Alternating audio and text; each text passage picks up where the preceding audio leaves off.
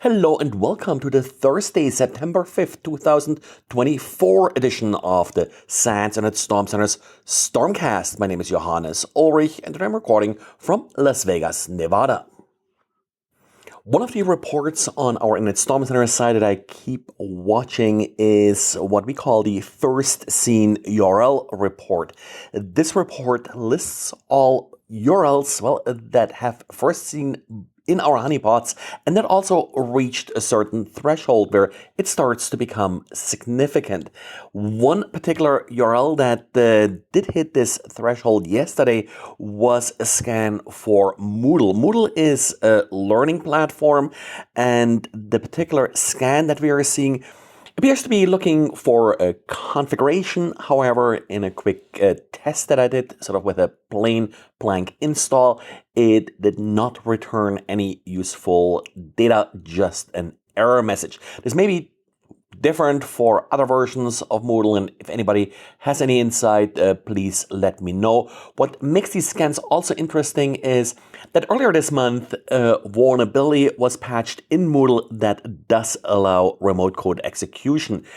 Late last week, the company that discovered the vulnerability, Red Team Pen Testing, did publish also a detailed write-up on this vulnerability. The vulnerability isn't totally straightforward to exploit. It does require that the attacker does have trainer access. However, in larger installs of Moodle, you may have a large number of trainers, and with that, some possibilities for credential stuffing or just password brute forcing. If you do run Moodle, definitely make sure that you are up to date, and I would also love to hear any feedback. If anybody who is more familiar with this software can provide me some ideas what attackers are exactly trying to accomplish with these scans. Then we got an interesting blog post by researchers from JFrog. The attack they're describing is not fundamentally new, but they're discussing it in the context of the Python PyPi repository. The problem here is that, like with any open source project, developers sometimes lose interest in supporting a particular piece of software that they published and would like to remove it. So if you are removing a package from the PyPi repository, any other developer is able to later re-register the particular name. And that, of course, allows for impersonating the original package by later publishing malicious code under the same name. As long as the version number is increased, systems will then automatically download the new version of this package.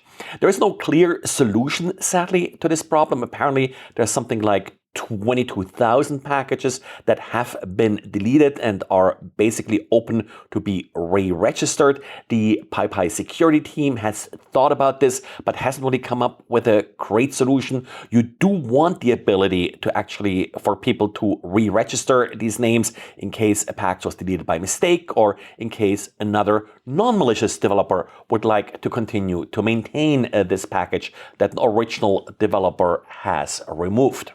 In a limited effort to contain some of the potential damage, JFrog actually has gone ahead and re-registered the names for some of the more popular packages that had been removed lately. They also observed one actual hijack or revival attack, as they're calling it, happening with a Pingdom v3 package. So the attack isn't just theoretical, it actually has happened in the past. And we got a couple of updates and patches to talk about. Google released its monthly update for Android.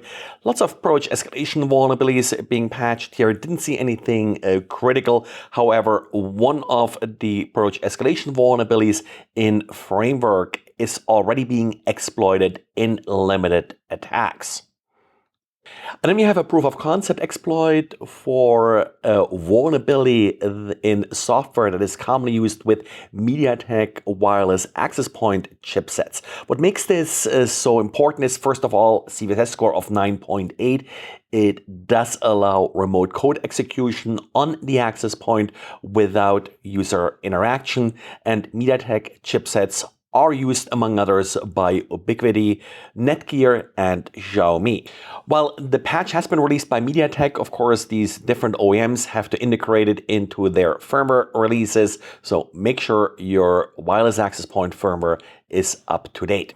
Now, one little caveat here, the proof of concept exploit was actually developed against a custom compiled version of the vulnerable WAPPD component. So there is some additional work that needs to be done by an attacker to actually get this to work against one of these OEM's access points. And then a correction about the YubiKey story yesterday. I said yesterday that it does not require disassembling the actual YubiKey. That was wrong. It's actually required to disassemble it. Thanks to the listener who pointed this out. Also, there is no easy way to update the firmware on these devices. The firmware that you get depends on when you essentially purchased the device.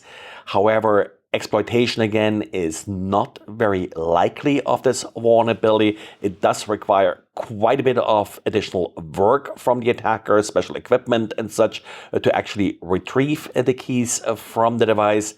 The attacker also needs to know whatever PIN you used for the device, which, well, is one way how you can make an attacker less likely to succeed is just make sure that you're using a decent PIN on these devices. Well, that's it for today. So thanks for listening and talk to you again tomorrow. Bye.